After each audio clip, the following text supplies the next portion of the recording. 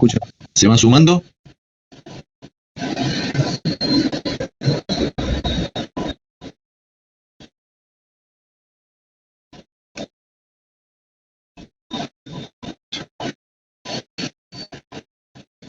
Bueno, mientras se van sumando los compañeros, les voy comentando que esta charla se apuntó hace algunos años, la persona que se encargaba de la charla se apuntó a esto que nosotros llamamos ahora síndromes paraneoplásicos, que antes era la charla de complicaciones neurológicas de las enfermedades sistémicas. El tema de que se haya apuntado fundamentalmente aquí es que muchas de las complicaciones neurológicas de la medicina interna, ustedes ya las conocen por otras cursadas de medicina interna, o sea, no tiene demasiado sentido que uno explique qué causa la hiponatremia, la hipernatremia, la hiperpotasemia, la hipopotasemia, etcétera, etcétera, ¿sí? Sino que hemos decidido mencionar más que nada cuadros con auténtica repercusión neurológica, ¿sí? Fundamentalmente desde el campo de las neoplasias, ¿sí? Hay 3 o 4 cuadros importantes, no es que tengan que saberse esto de memoria, pero sí 3 o 4 cuadros importantes que se dan habitualmente en la práctica clínica. Son raros igualmente, pero bueno, en un servicio de neurología se los ve y es lo que me interesa que recuerden, ¿sí? Desde ya que, si bien todo lo que se da en las clases lo tienen que saber, obviamente la clase previa prima sobre esta, ¿no? Pero es importante que recuerden que hay algunos cuadros relacionados con neoplasias que pueden repercutir en el sistema nervioso, ¿sí? Bueno, si ya se han agregado todos los compañeros. Doctor, un compañero dice que falta que lo acepten. A ver si le aparece, se llama Felipe. Lo que pasa es que yo no soy el anfitrión, es un problema. En realidad es el doctor Mayola el anfitrión. Bueno, entonces le diré. Porque de hecho él me recepciona a mí, porque bueno, esta cuenta de la UBA está abierta muy recientemente y todavía no tenemos los diferentes docentes el código para entrar, entonces por ahora lo tiene un solo docente que es el coordinador, que es el doctor Mayola. Hola Daniel, ¿cuál es la inquietud? Ricardo, perdón. Estaban planteando que había algún compañero que no podía entrar. Yo les decía que sos vos el anfitrión. Sí, ya estamos dando admisión a todos, ¿eh? Perfecto. Perfecto, muchas gracias. Ok.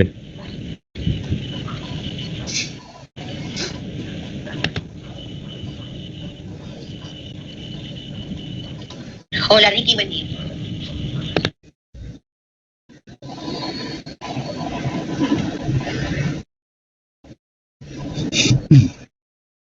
Están viendo la diapositiva, ¿verdad? Sí, se ve. Sí. Perfecto.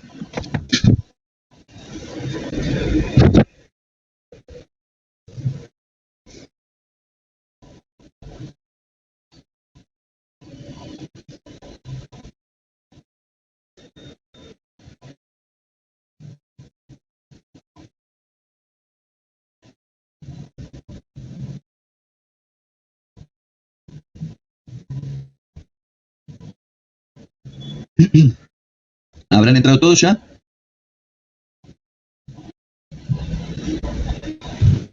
Sí, yo creo que sí. Nadie puso nada, por lo menos. Bueno, muy bien. Entonces, si es así, empezamos. Bueno, vamos a ver, como decía hace un ratito, síndromes paraneoplásicos. Un concepto fundamental. Son síndromes inmunomediados por anticuerpos contra antígenos neurales expresados por el tumor. O sea que el tumor en sí, el tumor en cuestión, tiene antígenos muy parecidos a los del sistema nervioso, por lo cual el sistema nervioso es atacado cuando hay un tumor determinado por una especie de mecanismo de mimetismo molecular, ¿sí? Es una cosa de presentación rara, como pueden ver, es infrecuente, 1% de los pacientes con cáncer lo tiene, y bueno, es importante diagnosticarlos para conducir al tratamiento respectivo. Vamos a ver los más importantes. Tal vez este sea el paradigma de los cuadros paraneoplásicos, que es la encefalitis límbica. Les aclaro que la encefalitis límbica se puede presentar como paraneoplasia, pero también puede presentarse en forma no asociada a cáncer, así que tengan en cuenta ese aspecto. Pero tal vez sea el paradigma de los síndromes paraneoplásicos.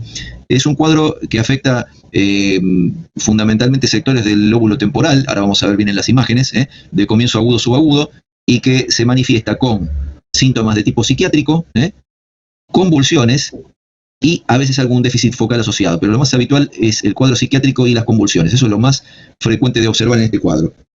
Entonces, fíjense, amnesia, porque afecta el hipocampo, desorientación, cuadros psicóticos, alucinaciones, tanto visuales como auditivas, confusión, depresión, ansiedad. Recuerden que el comienzo puede ser subagudo, o sea que puede tardar un tiempo en presentarse. No es abrupto el comienzo habitualmente.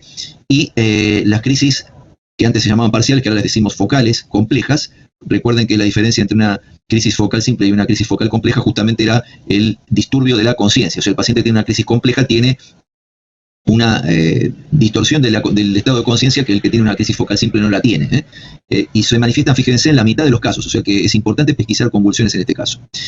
Los tumores en los casos de los cuadros paraneoplásicos el cuadro paraneoplásico precede al tumor en varios meses, a veces hasta años, pero en general son 5 o 6 meses previos a la localización del tumor. Y aun cuando el tumor no se localice, cuando ustedes tienen un cuadro de este tipo, la encefalitis límbica es raro que se sostenga en el tiempo, pero hay otros que son de menor gravedad, que se sostienen en el tiempo y nos obligan a hacer controles frecuentes con tomografía de tórax, abdomen y pelvis para localizar el tumor cada 6 meses aproximadamente.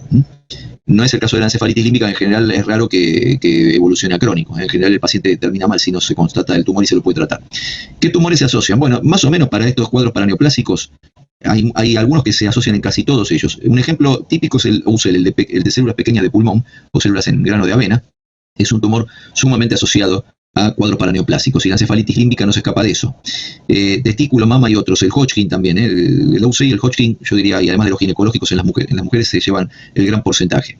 ¿Qué estudios se piden en una encefalitis límbica? Bueno, tenemos el paciente con el cuadro psiquiátrico y las convulsiones. ¿Qué les parece? Lo que vamos a pedir es una imagen, y como yo tengo que hilar fino, necesito sí o sí una resonancia. Este es un cuadro que no se puede ver claramente con una tomografía, y por lo general, como la presentación es subaguda, tampoco tiene demasiado sentido pedir una tomografía. La tomografía sí es útil en stroke, porque es un cuadro hiperagudo, pero aquí no es tan útil como pensamos.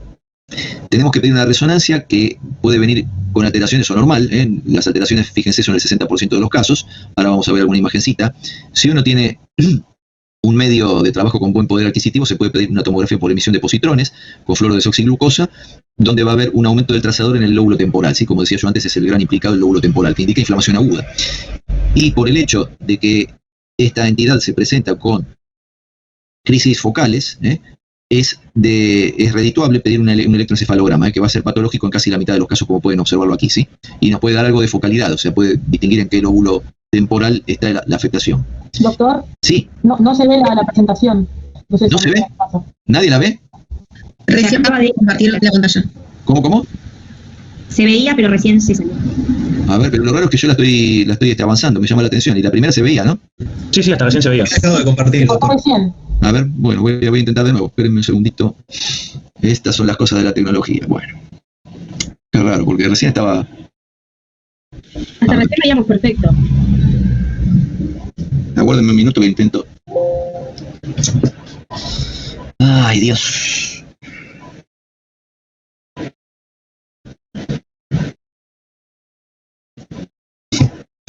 Bueno, veamos de nuevo. Primero que nada, vamos a abrirla.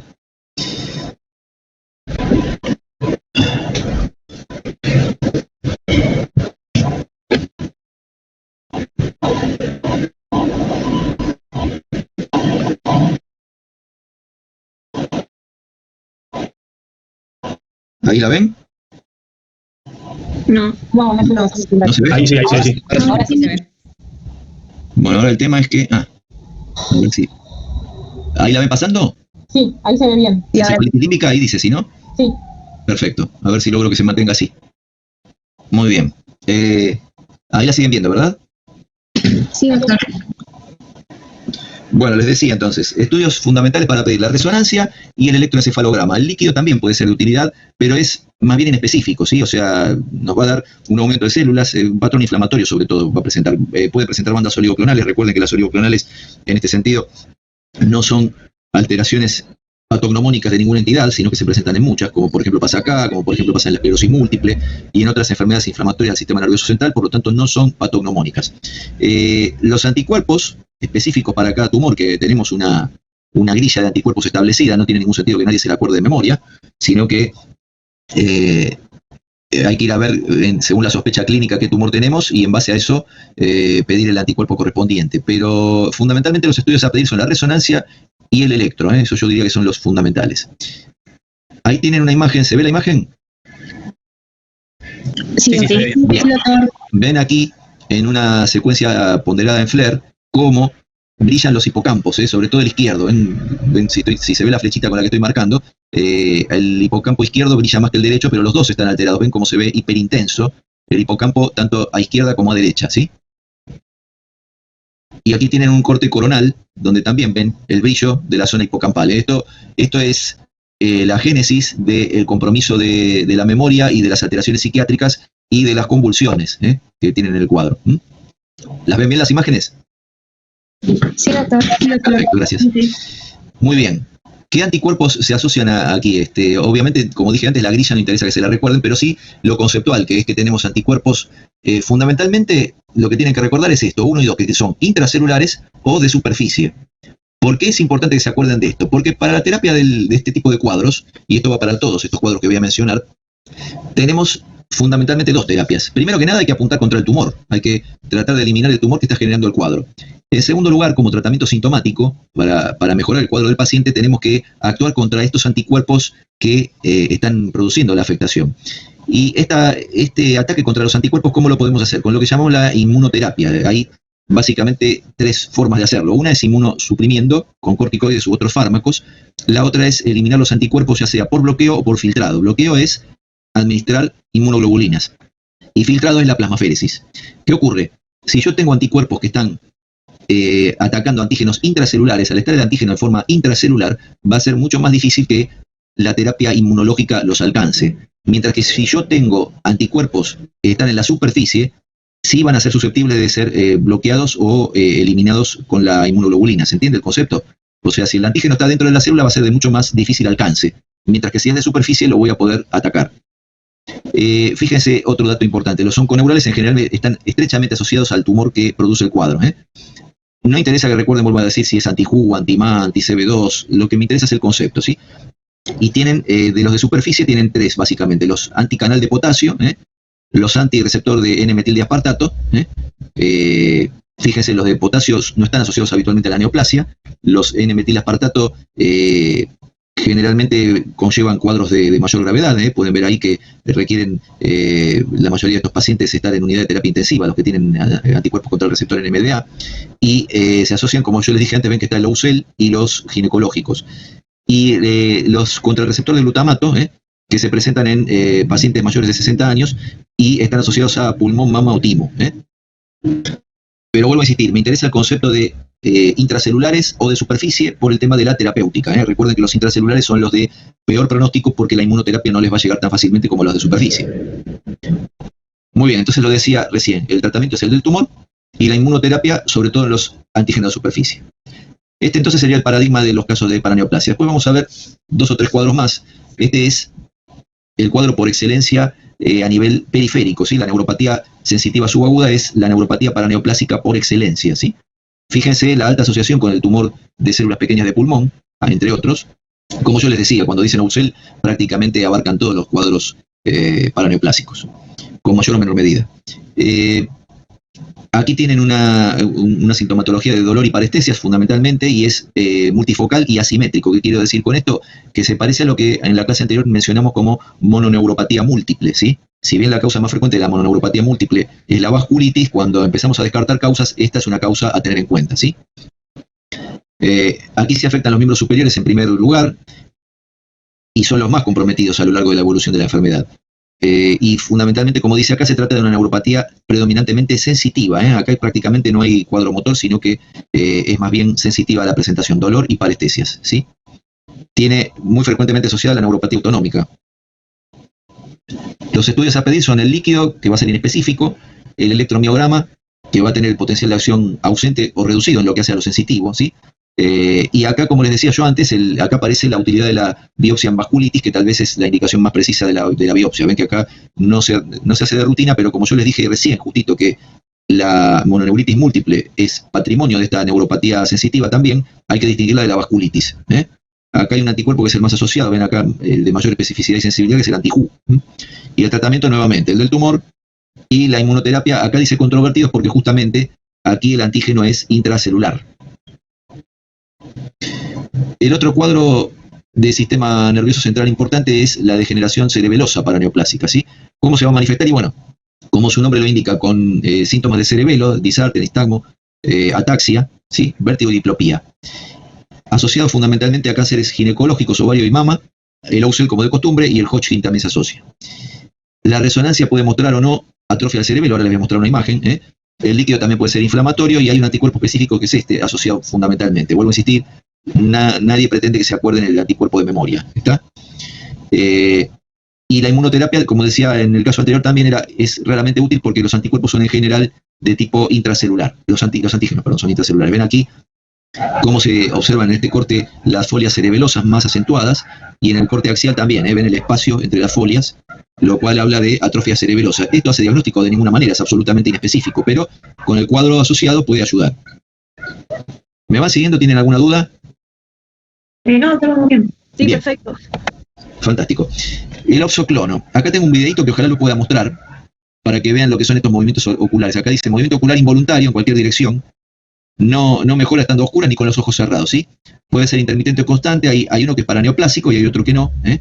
Y ven aquí que es común en la infancia, y eso es lo que pretendo mostrarles, asociado a neuroblastoma, y hay en adultos asociado a pulmón, mama, ovario y útero. Y a ver si puedo salir, ojalá me deje el sistema, me van a disculpar la problemática técnica, a ver si logro compartirles lo que quiero compartirles. Primero tengo que compartir, obviamente. A ver. ¿Llegan a ver el video? No se ve. ¿No se ve? Bueno, a ver. Quizás tiene que poner para compartir otra vez. Sí, lo que pasa es que lo hice y evidentemente no, algo pasó. Ya estoy con ustedes nuevamente. Me aguardo un minutito. Vamos de nuevo. Un poquito de paciencia porque esto es...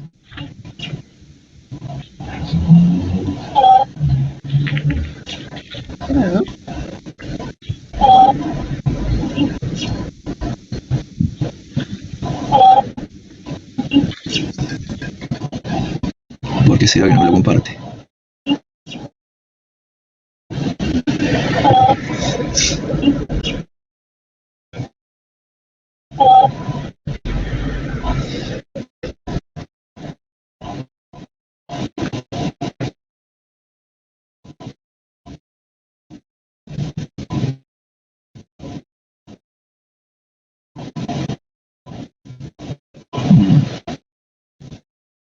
Claro, es un video asociado a Facebook. Yo no sé si lo voy a poder pasar. Me parece que... Qué pena, bueno.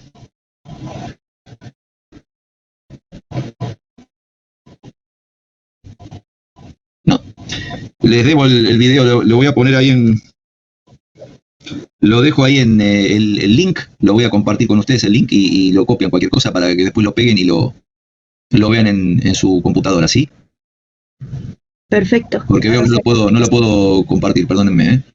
Ahora vuelvo a la presentación que estaba, a ver si tengo suerte. Vamos de nuevo a...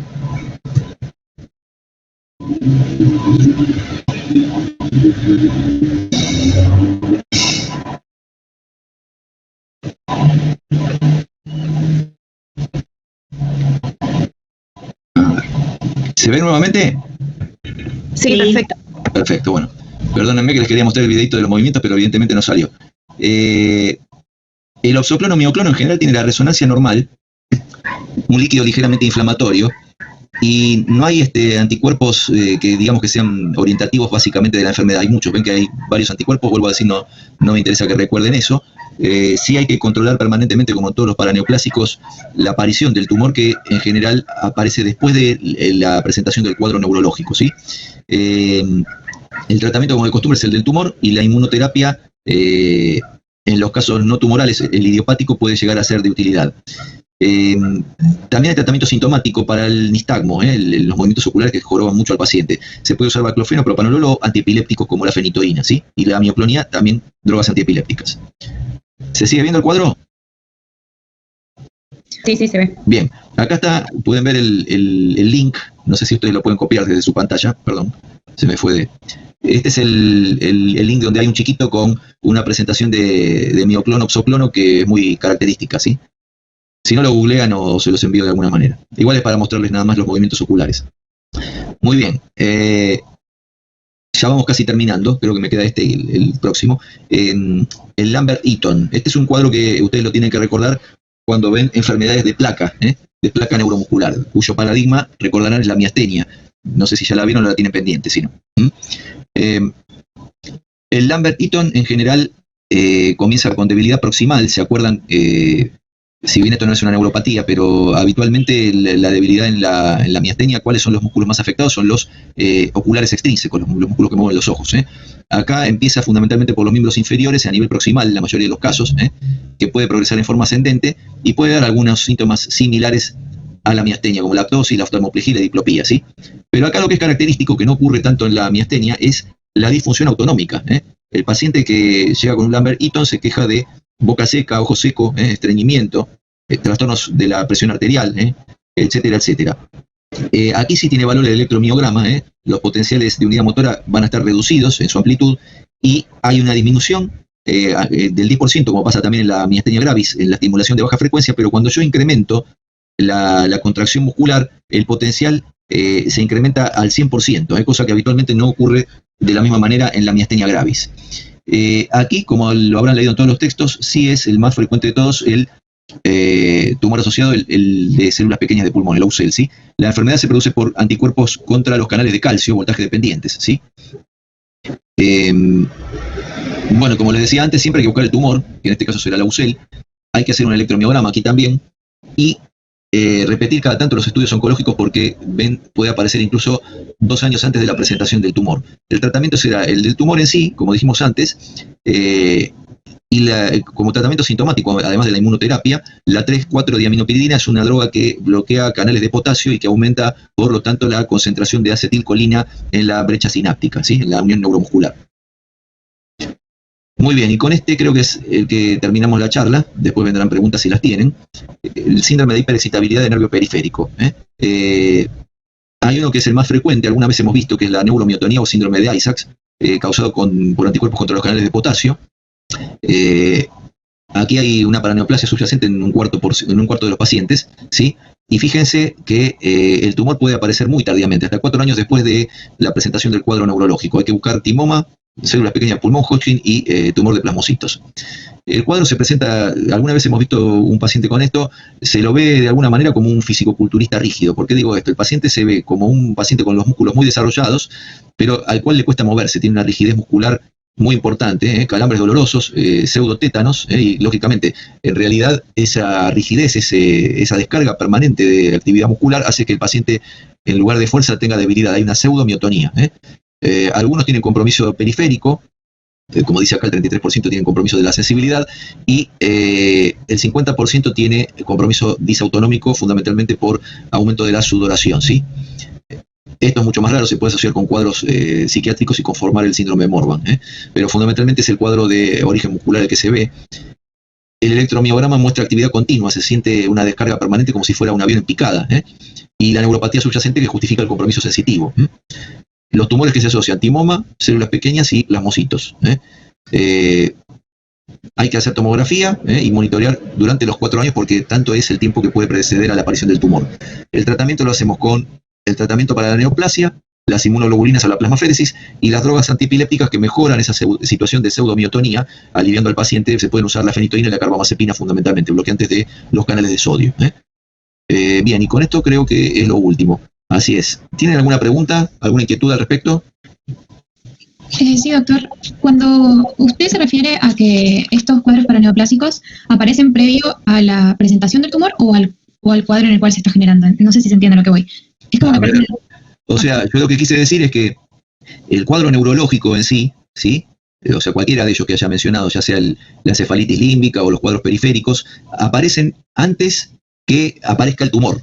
O sea, si yo, por ejemplo, estoy buscando, tengo, por ejemplo, un Lambert-Eaton, tengo el cuadro de la unión neuromuscular, y ese cuadro de la unión neuromuscular puede ser, el Lambert-Eaton puede ocasionarse a raíz de una neoplasia subyacente, que en general es el AUCEL, pero puede aparecer no asociado a la neoplasia. Entonces yo tengo primero el cuadro neurológico y me veo forzado a hacer estudios generales en el paciente para descartar la presencia de una neoplasia. ¿Soy claro?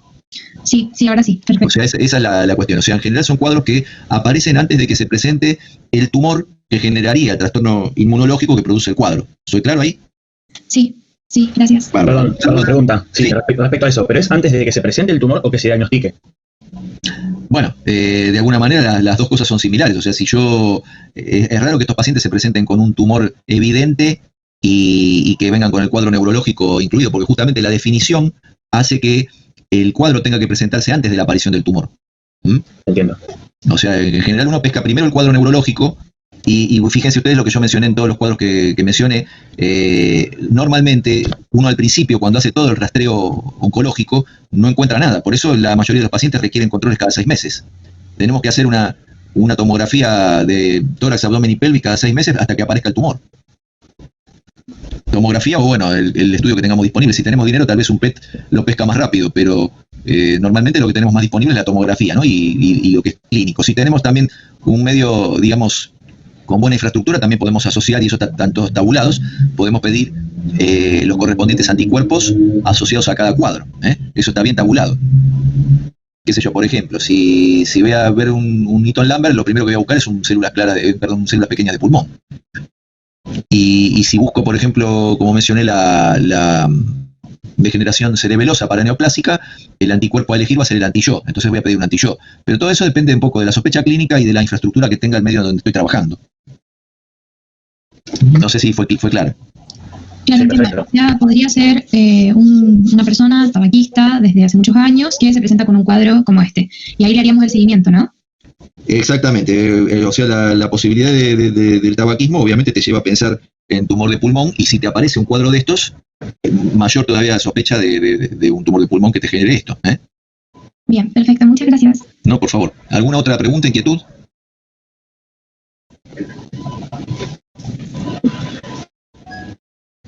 Por ahora no, doctor. Muchas gracias. Bueno, muy bien. Mucha suerte entonces con el examen. Muchas gracias. Muchas